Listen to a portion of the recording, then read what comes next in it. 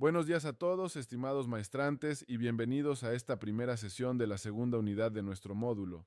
Hoy vamos a dejar un poco de lado las herramientas técnicas puras para adentrarnos en la psicología profunda de la comunicación.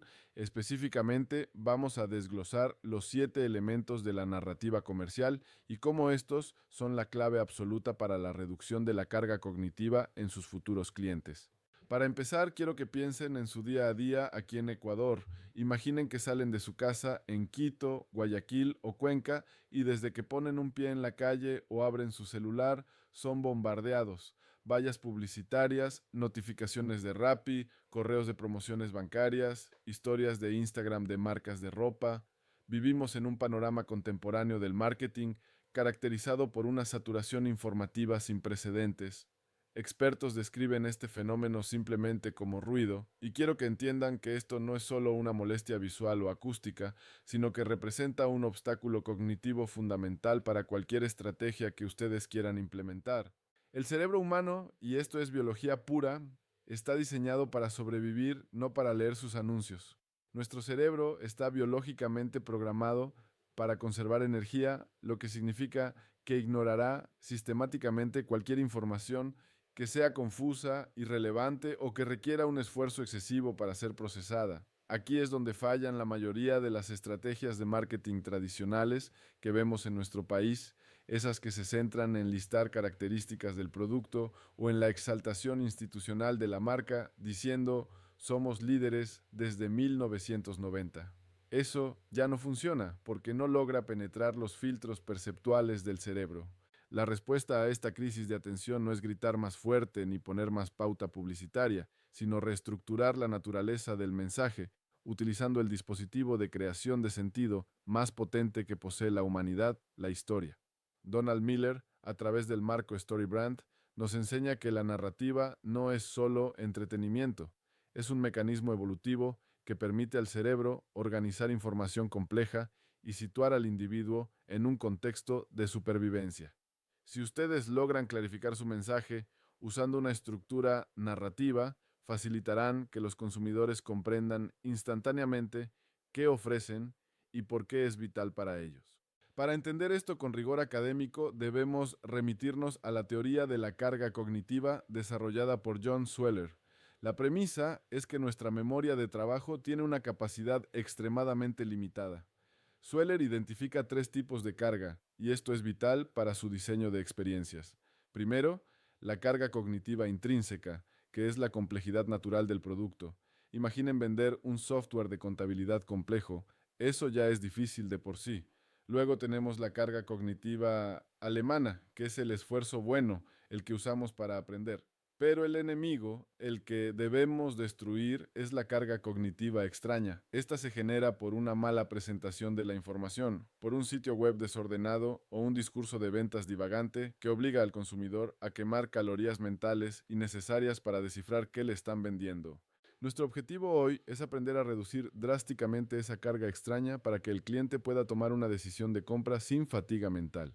¿Cómo lo hacemos? Adaptando el monomito o el viaje del héroe de Joseph Campbell a una estructura comercial simplificada de 7 puntos. Esto funciona gracias a la teoría de la transportación narrativa, que sugiere que cuando alguien se sumerge en una historia, baja sus defensas críticas y reduce la generación de contraargumentos.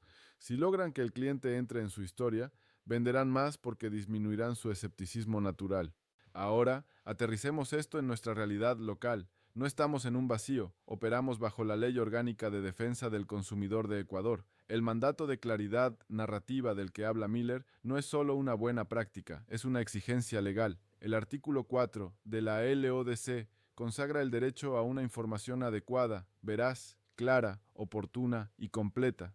Si su narrativa es confusa, no solo pierden ventas, podrían estar vulnerando derechos. Además, en un entorno digital ecuatoriano donde el consumo de TikTok alcanza casi el 20% del tiempo de los usuarios y la atención está fragmentada en microcontenidos, la capacidad de condensar estos 7 elementos en un video de 30 segundos es un desafío que deben asumir. Entremos en materia con los 7 elementos del brand script.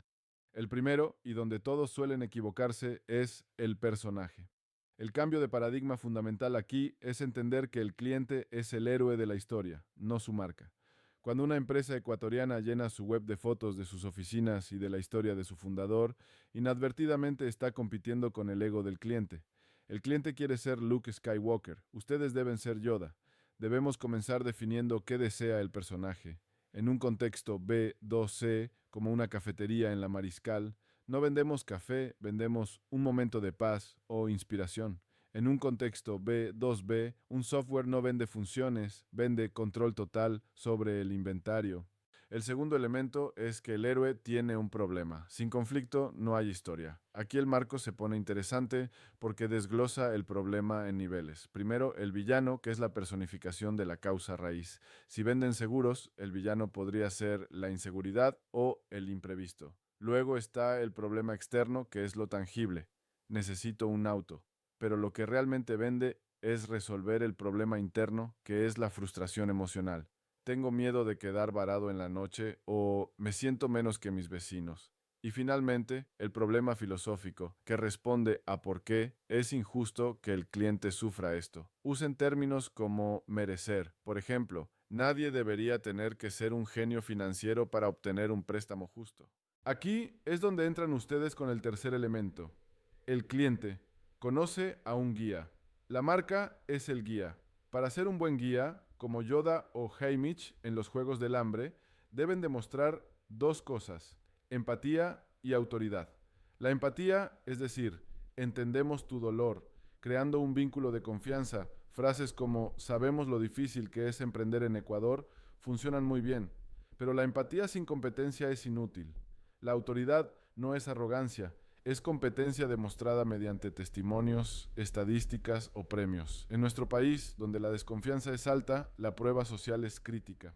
Una vez que confían en ustedes, viene el cuarto elemento. El guía les da un plan. Los clientes no actúan si están confundidos. El plan son las piedras en el río que les permiten cruzar seguros. Pueden ofrecer un plan de proceso, 3 pasos sencillos como 1, agenda, 2, personalizamos, 3, ejecutamos. O un plan de acuerdo diseñado para mitigar el miedo como una garantía de satisfacción total. Esto se alinea perfectamente con el artículo 45 de la LODC sobre el derecho de devolución, algo que deben explicitar para generar confianza en el comercio electrónico local. El quinto elemento es el llamado a la acción o CTA. La pasividad es el estado por defecto del ser humano. La gente no compra si no la desafían a hacerlo. Necesitamos un CTA directo como un botón de comprar ahora en un color de contraste bien visible. Pero también necesitamos un CTA transicional para quienes no están listos, como descargar PDF o ver webinar. Esto es crucial para el lead nurturing. En Ecuador, la cultura de servicio requiere directividad. No asuman que el cliente buscará cómo pagar. Díganselo clarito. Haz clic aquí. El sexto elemento es ayudarles a evitar el fracaso. Toda historia necesita riesgos o stakes. Si no hay consecuencias negativas por no comprar, la oferta carece de urgencia. La teoría de la aversión a la pérdida de Kahneman nos dice que el dolor de perder es más fuerte que el placer de ganar. Tienen que articular contacto qué pasará si no actúan. ¿Seguirás perdiendo ventas frente a la competencia? ¿O tu familia seguirá viajando insegura? Sin miedo al fracaso, el cliente procrastina. Y finalmente, el séptimo elemento. La historia termina en éxito. Deben proporcionar una visión vívida del futuro transformado del cliente. Muéstrenles cómo será su vida después de usar su producto. Pero no se queden en lo superficial. Busquen la transformación de identidad. ¿En quién se convierte el cliente? De un empresario abrumado a un líder en control. Esta aspiración identitaria es el motor más fuerte de fidelización.